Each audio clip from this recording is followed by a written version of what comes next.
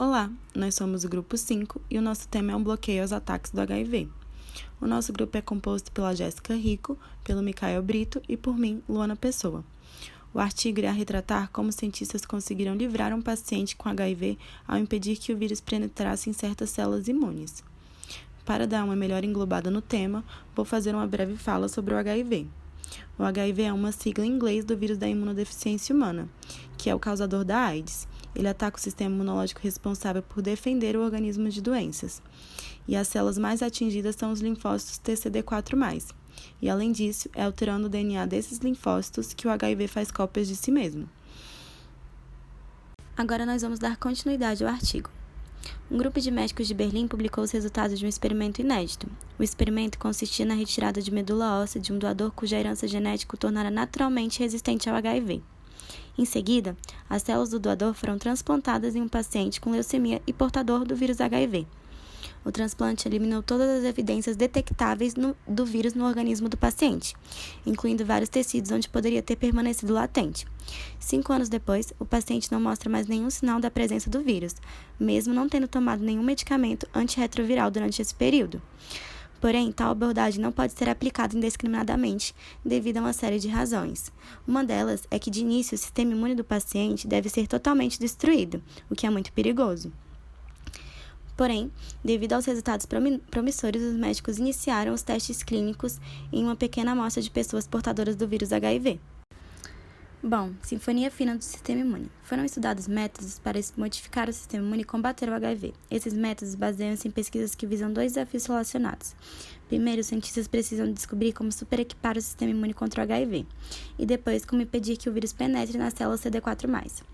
Quando o HIV penetra pela primeira vez uma célula T auxiliar, o vírus não provoca nenhum dano real. Porém, quando a célula imune é ativada, ele produz mais cópias de HIV e, posteriormente, acaba matando essas células coordenadoras, o que reduz a capacidade imune do organismo. Em seguida, foram estudadas formas de equipar o sistema imune, tais como retirar células T de um paciente, tratá-las com substâncias que promovam sua multiplicação e o combate ao câncer ou infecções virais, e depois devolvê-las revigoradas ao organismo do paciente. Logo começaram experimentos para melhorar os métodos para induzir o crescimento extracorpóreo de células.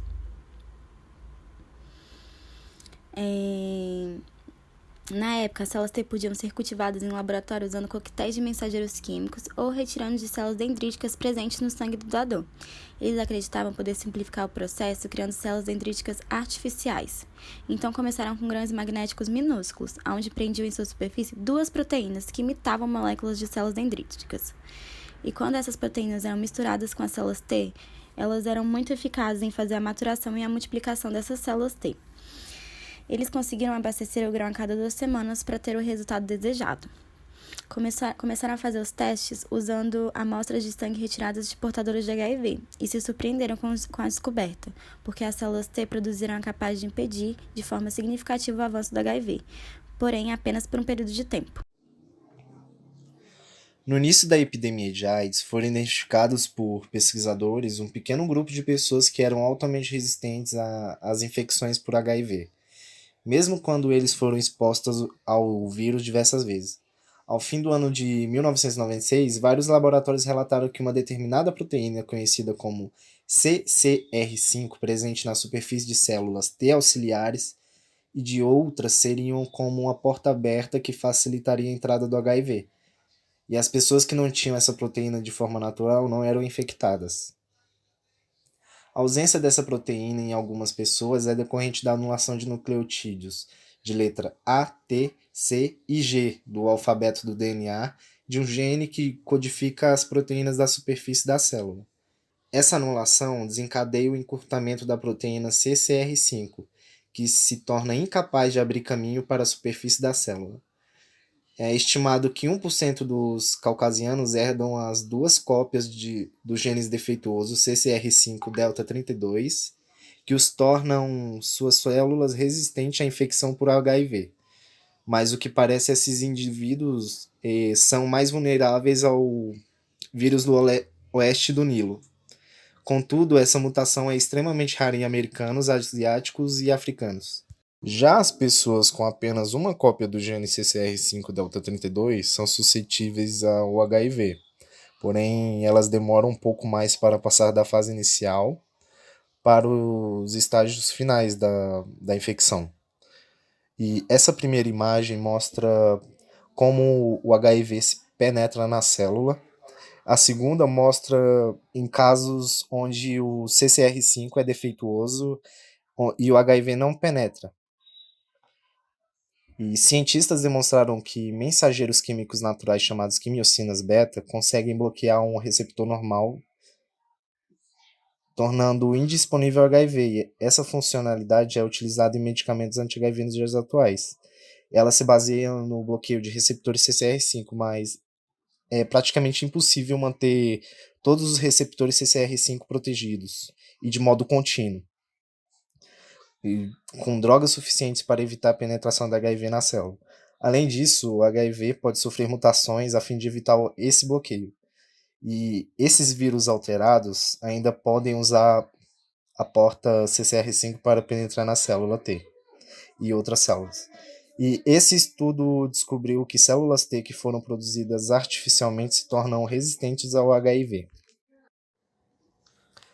Lá por volta de 2004, um grupo de cientistas propuseram um experimento onde iriam utilizar uma técnica desenvolvida pela empresa Sangamo Bioscience para seccionar fitas de genes de DNA em determinados pontos. Essa tecnologia usava dois tipos de proteínas para pagar uma secção de gene que já estava no local. O primeiro tipo é a proteína dedos de zinco, que são moléculas que ocorrem naturalmente e se prendem ao DNA durante a transcrição do gene. A transcrição do gene é um processo em que a informação na molécula de DNA é convertida na molécula de RNA necessária para a síntese de uma proteína codificada. O cientista Ando propôs à empresa Sangamo que criasse um conjunto personalizado de proteínas dedos de zinco que se prenderia a qualquer das extremidades da sequência a ser apagada. Depois, a cada uma dessas proteínas deveriam ser adicionadas uma segunda enzima chamada nuclease, que é a capaz de seccionar os filamentos de DNA em duas partes. De modo resumido, a parte da cadeia do dedo de zinco desse complexo serviria para identificar as seções de DNA a serem seccionadas e a nuclease é quem faria esse seccionamento, ou seja, recortar o material genético de modo a mirar exatamente na seção de interesse do gene CCR5, sem danificar acidentalmente outros genes. Uma vez que esse complexo estivesse preso à sequência de DNA de interesse, o próprio mecanismo de reparação da célula se encarregaria de concluir o processo.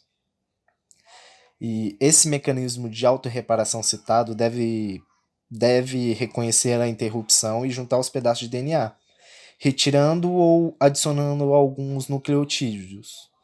Por fim, o próprio processo de reparação ajudaria a garantir que o gene seccionado, ou seja, cortado, não seria capaz de criar uma cópia ativa da proteína CCR5.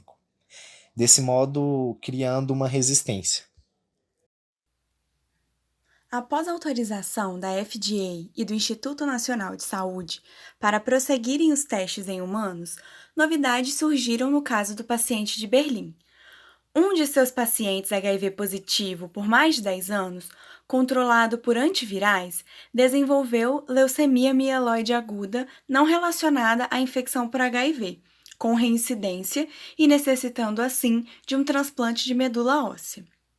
Os pesquisadores do caso buscavam não somente um doador de medula com HLA compatível, mas que apresentasse duas cópias da mutação do gene CCR5 delta 32, pois dessa forma o paciente seria resistente ao vírus, mesmo que ainda ativo.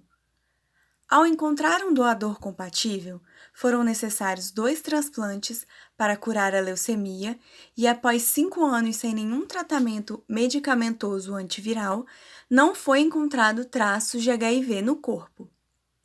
Apesar do êxito, não é possível afirmar que o paciente tenha obtido o que se chama de cura estabilizadora, pois o vírus pode infectar cromossomos de várias células e se manter latente por muitos anos. Além disso, outra questão ainda sem resposta é como o sistema imune reagirá caso o vírus tenha sido eliminado. Quais serão os outros mecanismos afetados? Uma possível explicação para essa conquista de Berlim é que a anulação do CCR5 no sistema imune do doador pode não ser a única razão do sucesso. O reservatório de partículas HIV latente pode ter se esgotado ao longo dos anos devido aos antirretrovirais, ou ter sido destruído durante a preparação para o transplante. O passo seguinte da pesquisa foi o desenvolvimento de um conjunto de nucleases dedo de zinco com alvo próximo da sequência principal do nucleotídeo 32 do gene codificador de CCR5. Descobriram que mesmo quando as células T que tiveram seus genes desabilitados pelas nucleases estavam presentes, as células alteradas eram capazes de repor e estabilizar a população dessas mesmas células após a infecção pelo vírus HIV. E essas células que não foram alteradas eram destruídas pelo vírus, deixando o sistema imune com as células mais resistentes para combater também outros tipos de patógenos. E para finalizar, vamos assistir um pouco mais a respeito do ciclo do HIV. Vírus da imunodeficiência humana, HIV. O HIV tem um envelope esférico com muitas projeções de glicoproteína, que ajudam no processo de ligação. Ele apresenta uma bicamada lipoproteica, citoplasma e um núcleo capsídeo. O núcleo consiste em fitas de RNA e enzimas. O HIV é o agente causador da Síndrome da Imunodeficiência Adquirida, AIDS. Quando o HIV se desloca pela corrente sanguínea, entra em contato com células TH auxiliares. Olhando de perto uma célula T auxiliar, vemos que sua superfície tem inúmeros receptores glicoproteicos. Há dois tipos desses receptores, o receptor CD4 e o correceptor ou receptor secundário, chamado receptor CCR5. Os receptores CD4 se fixam às proteínas flexíveis da superfície do HIV e as encaixam no correceptor. Essa ligação leva à fusão do vírus com a membrana e assim o vírus infecta a célula TH. Tal infecção faz com que a célula TH fique doente. Dentro da célula TH, o vírus se replica e todos são finalmente liberados. Os vírus amadurecem e se tornam aptos a infectar outras células TH. Essa célula TH doente acaba se desintegrando. Devido à destruição das células TH, que são parte vital do sistema imunológico, a imunidade é seriamente comprometida. Avanços médicos recentes desenvolveram certos inibidores de fusão que ajudam a impedir a disseminação do vírus. Esses inibidores se fixam às proteínas da superfície do HIV e provocam uma alteração em sua conformação e uma perda de flexibilidade. Em razão disso, os receptores CD4 não conseguem alinhar essas proteínas da superfície. Com isso, o vírus não consegue entrar na célula TH. Com isso, o vírus fica impotente, impedindo assim que o HIV cause mais danos.